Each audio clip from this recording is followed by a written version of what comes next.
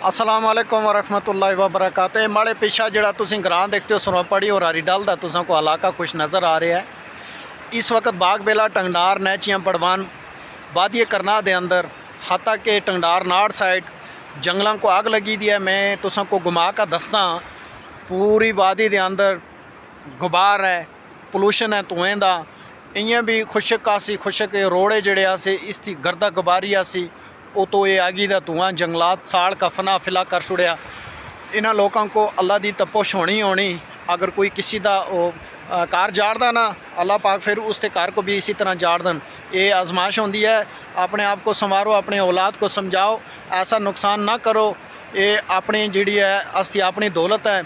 मैं आज देखा कि अगर उतना चलो असी आग लगी दी तो हरी डलियाँ को भी बर्दाश्त न होया। उन्हें भी अज अपने ग्राम बिचों पिछले धुआं कढ़ना शुरू किया कि इधर भी ये धुआं होनी चाहिए।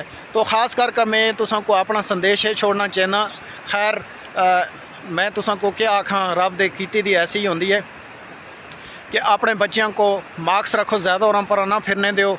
बड़े बुजुर्गों को भी मास्क आखो और ख़ुद भी रखो, क्योंकि इस नाल इस धुएँ के गर्द गुबार नाल अंदर गश का बहुत सारा नुकसान फेफड़ियों को पहुँचता है। और आजकल बीमारियाँ हैं भी ज़्यादा चल दियाँ। वो तो ये साइड इफेक्ट जड़े इस नाल इंसान को बड़ी दिक्कत, नज़ला, ज़ुकाम, खंघ, फेफड़ियाँ की और लीवर की खराबी। कई ऐसे पेशेंट हैं असा नालों जिन्हें बेचारियों को साफूकी की बीमारी भी हो सकती है। उन्होंने होर ही मुसीबत ज़्यादा है। तो मास्क का ध्यान करन और पानी उबलता पीवन और ज़्यादा और पर बच्चों को भी ना फिरन दवन। कि अज की जी धूड़ है, दुदड़ है, एक तो खुशक है माहौल, आज जी खुशक चल रहा है मौसम, इसकी वजह तो बीमारियां सो बहुत ज़्यादा दस्तक दी दी है। वो तो इस हवा नाल ये जी पोलूशन है अंदर कहते असी साह कहते हैं, अंदर बहुत सारी दिक्कत होंदियां। महसूस तो नहीं होता जियां बीड़ी सिगरेट का धुआं या बुखारी का धुआं गा किसी जगह लगता किस तरह काले दाग पै गए। इसी तरह धुआं गश का अंदर भी अल्लाह बचावा बहुत सारा नुकसान पैदा करता है। तो दुआ में याद रखियो, इन चीज़ों को शेयर करो, फॉलो करो, मास्क का ध्यान रखियो और अपनी अपनी प्रॉपर्टियों को बचाओ।